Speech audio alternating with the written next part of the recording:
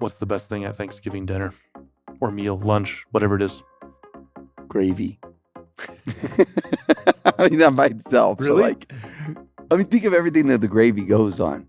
That's true. If you didn't have gravy and you had mashed potatoes, you'd be like, whoa. And you had turkey, it'd be like... Okay, what's the greatest combination? Turkey and gravy, rolls and gravy, mashed potatoes and gravy. That's silly. Mashed potatoes and gravy, of Incorrect. course. Incorrect. False. That's number one for sure. That's Pilgrim. Like, that goes back to the Pilgrims and Squanto. Like, that is full Someone look that up. on. Gotta be. That's not better than when you take a roll and you dip it in the gravy. Come on. I'm saying it's good, but it's secondary is what I'm trying to say to you. It's secondary. We might Because have to you could agree. do a roll. You could do a roll with honey. You could do a roll with butter. You could do a roll with jelly. All the above. But you can't do mashed potatoes with honey. It just doesn't make any sense. Welcome to Revival, a Good News Brand podcast. I'm Stephan Taeger. And I'm Dave Butler. Here we focus on the good news. 3 headlines each about the thrill of being a person of faith. We are so glad you're here. Yeehaw. You guys, we do good news headlines every single week from Conference Talks. We also have a sponsor that we wish was sponsoring our episode. Today, the sponsor is mashed potatoes and gravy. Rolls and gravy. I picked the sponsors. Gravy. It's just gravy. We should do a YouTube poll. Jump on. People. Let the people decide. Bro, if you don't choose, I don't want you listening anymore. There's something wrong with you.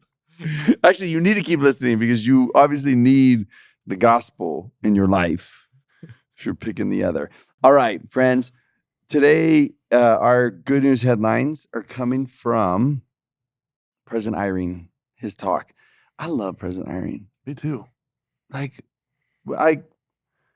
Who name a nicer human on earth? Can't think of one. No, you can't. If Jesus is unavailable on Judgment Day, I'm asking for President Eyring. Is what I'm trying to say. If he's busy, then I'm asking for him. It says in the New Testament that the 12 apostles. I pick him. Can you vote for your? Yes. Oh, well, he'll say, "Oh, you guys, he didn't mean it. He didn't mean it." He's just a sweet, sweet, good soul. Like, aren't you glad people like him exist? Help lead the church? Yes. You Yes. know? Absolutely. Yes. Absolutely. Anyways, I love him. I have to listen to his talk on double speed, but I love him. Talks a little slow for my, the era I live in right now. How My old is brain, President Eyring now? 90. He's Got to be. He's doing great. Still preaching the word. I love him. You know, I just love me him. too. Me Yeah. too. So many lines in here that remind me of him, actually. I mean, That well, he embodies. yeah, that he Yes. embodies. So I was like, obviously they remind me of him because he said them. But, okay. Give me some good news, Okay. Stephan. Okay, number 3. All right, speaking of the word prove and what it means. To prove a piece of steel is to place it under strain. Heat, weight, and pressure are added until its true nature is enhanced and revealed. All right, here's the good news. That was Is that quick. That was a quick one. Thank you.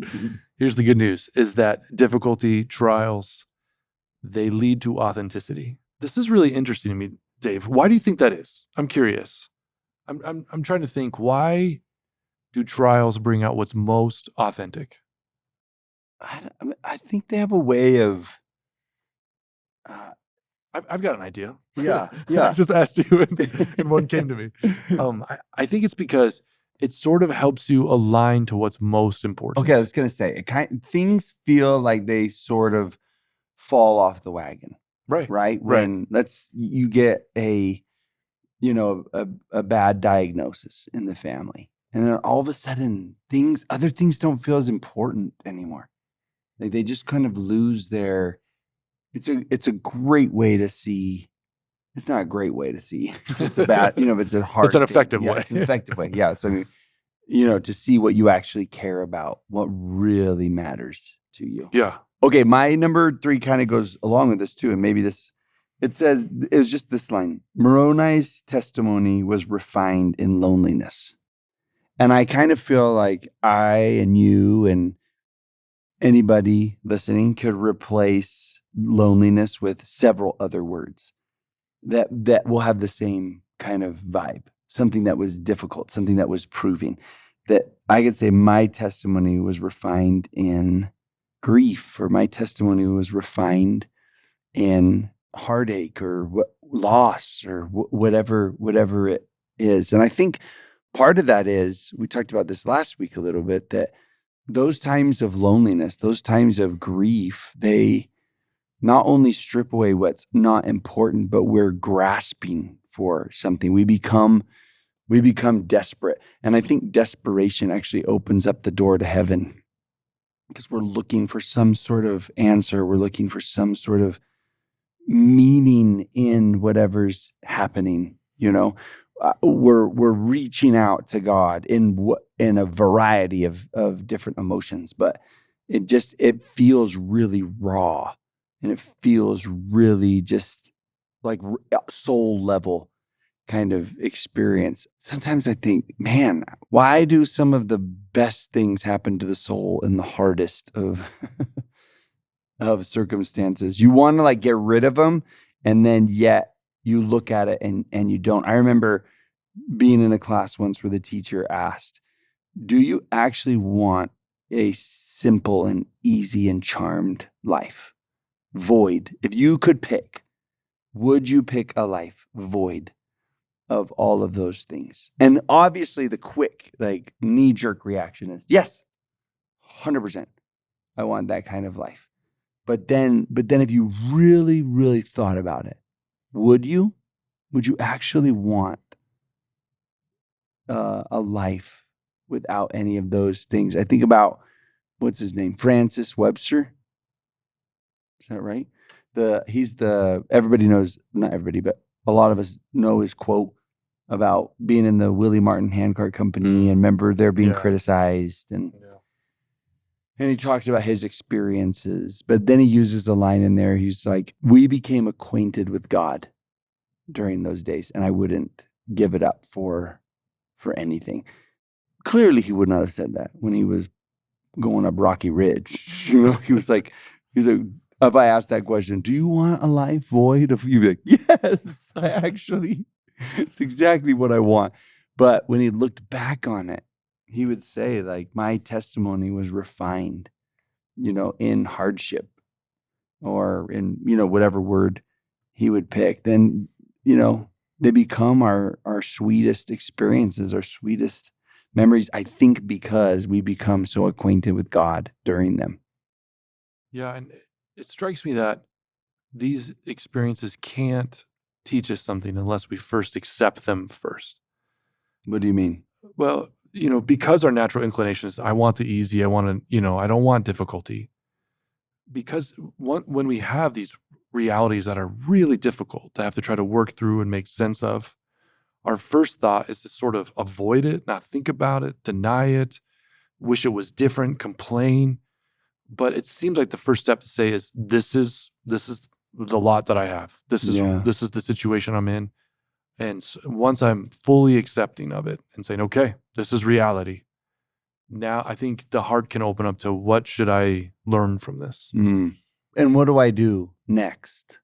Yeah. With this. Right. What are the lessons? And help me with my next steps too.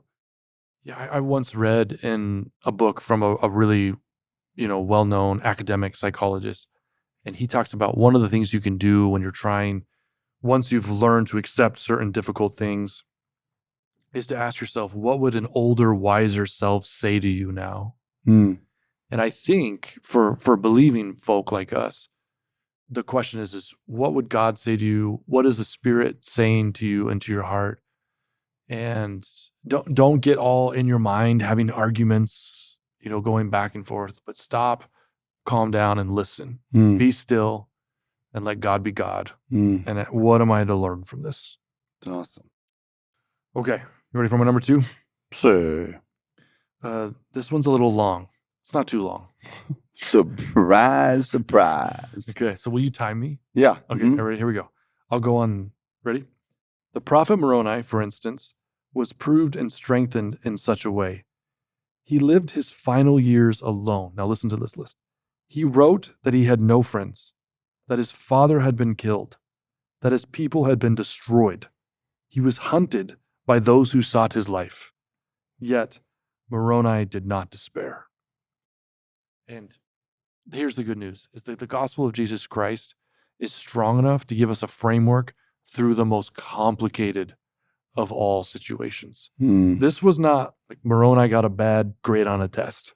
This is as complicated and as messy as it comes. And of course, there's going to be other For a forms long time. for a long time. Yeah. And the gospel of Jesus Christ provides the framework and the help to get through the messiest stuff. And I think because people can be, we can feel like some gospel answers, the way that some people word them, are very simplistic, and they don't understand the complexity of our problems or issues.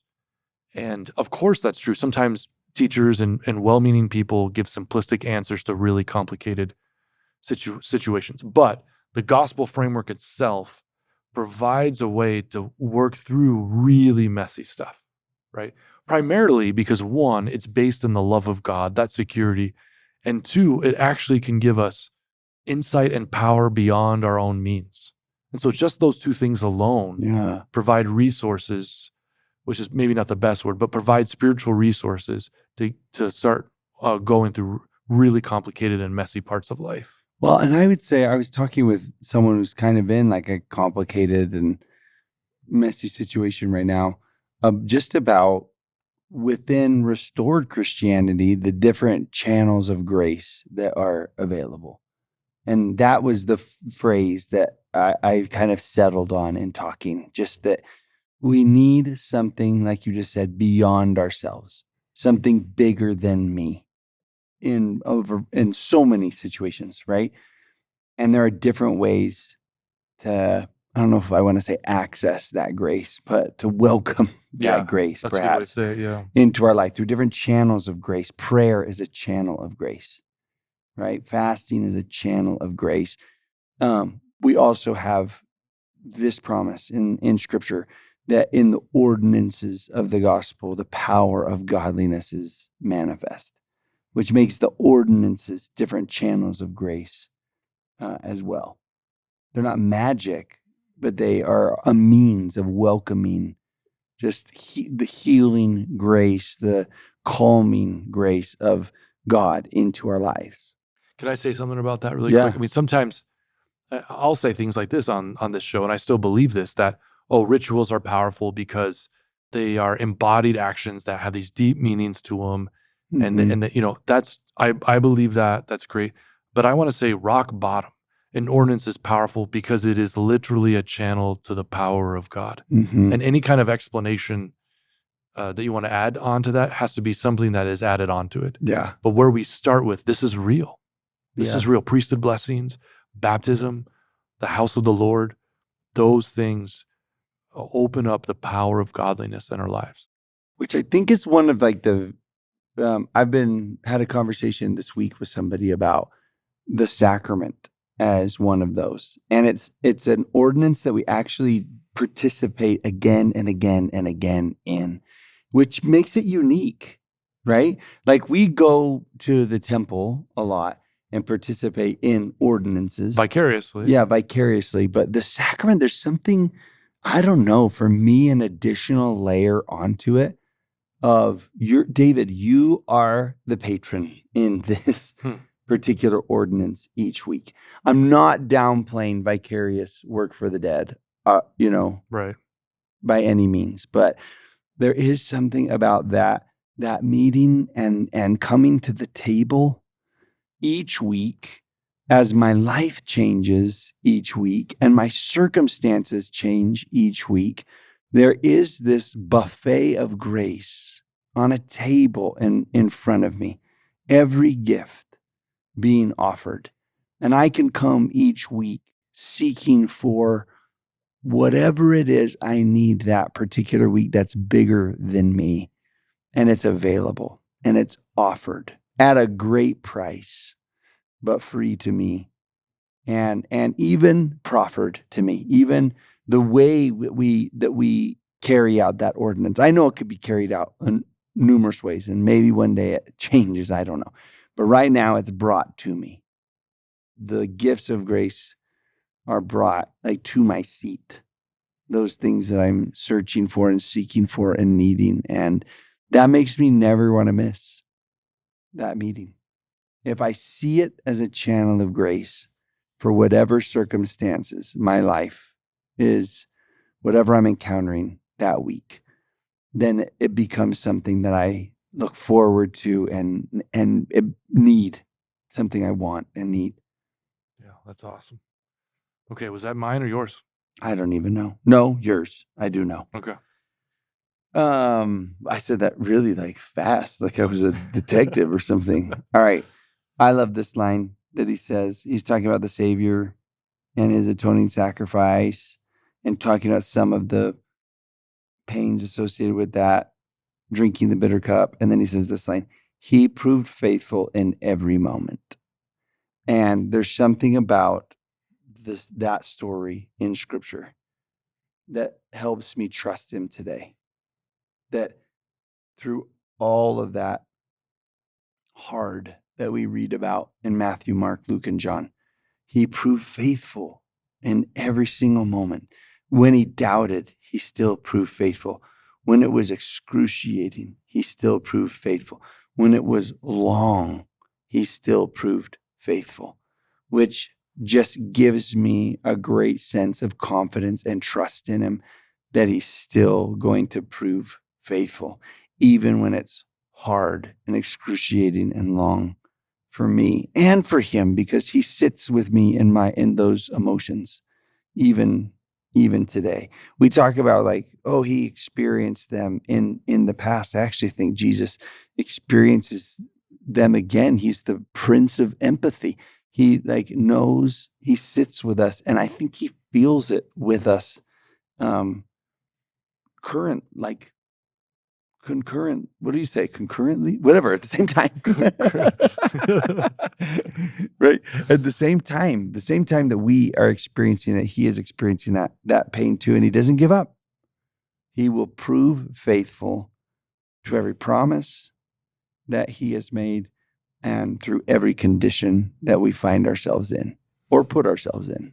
Well, that was actually my number one, was he proved faithful in every moment. That's something you hear traditional Christians say a lot, is God is faithful. Yeah. And at the center of love is I will stay loyal to you. I will stay faithful to you. And of course, he stayed faithful all the way through the cross. And so that's why we stay faithful to him, and he's loyal to us. And all of our messiness and complicated lives, he stays loyal. Yeah. It's like one of the greatest attributes to say about him, right? That he will be faithful to you. And we have proof of it, right? Okay, my number one, since I took yours, it's a combo package. It's a combo pizza. 2 for 1? Sort of, because he's talking about Moroni again and how bad his life was at the end, right? And loneliness and no friends and chased and whatever. And then he had this line, yet he kept writing, that he kept going. First and foremost, I'm like, thank you, because some of the words that you wrote in your hardest days are some of the most beneficial, to me and mine. But there's something about that line that is sweet and encouraging to me. I see him as an exemplar in this, but it was so hard, but he kept writing. He kept doing that thing that God entrusted him to do. And sometimes being a disciple is difficult and comes with challenges that you wouldn't have if you didn't choose to be a disciple. Some missionaries would have much easier lives if they didn't decide to be missionaries. And people would have easier lives if they didn't decide, to be parents, and if they didn't decide to, to serve in the church and all of these things, and to think about like, oh, some days you just want to say like, oh, I want to quit this. But then to have an example like this of someone like, and yet he kept writing, he kept going, all the way to this line that the Apostle Paul says, and traditionally at least, and according to my understanding, one of, if not the last letter, the last epistle that he writes. And have you ever been to that prison? I have not. Oh, this, like, to stand at that prison that's traditionally his last cell, and that he was held in, and to think about all the shipwrecks and the journeys and the everything he gave up, and all the years of walking and writing and all those things, you would say, like, and yet he kept walking, and yet he kept going. He has this line: I have fought a good fight, and I have finished my course, and I have kept the faith. That's just a line my heart yearns to say in heaven someday. Like, I think we're going to get there, and people are going to say, man, how was it? And we'll say, whew, it was a fight. That was a battle. That was, there were some doozies down there. Is that a word? But I long to be able to say, I didn't do it perfectly. And it was only by the grace of God that I'm here. But I fought a good fight, and I finished my course. And above all, I kept the faith. I kept writing. I didn't give up. And Jesus becomes our ultimate exemplar in that, in the garden and on the cross. He didn't give up.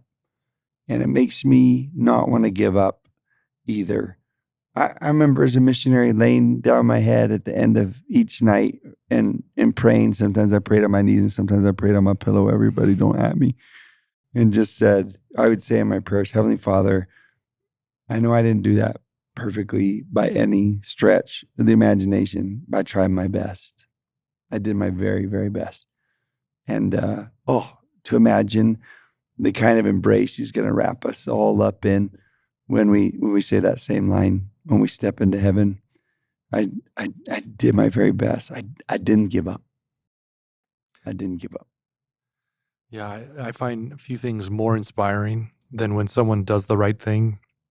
The simple, almost common right thing in the face of great difficulty, when they just keep writing or taking care of children or loving or listening or going to work or whatever it is. Or changing, repenting. Right. Whatever it is. And when they, because, there are times when you're like, I need a break. I need to stop. I need to, regroup. But even with those, there's a moment where you have to pick up and you have to just keep going. Yeah.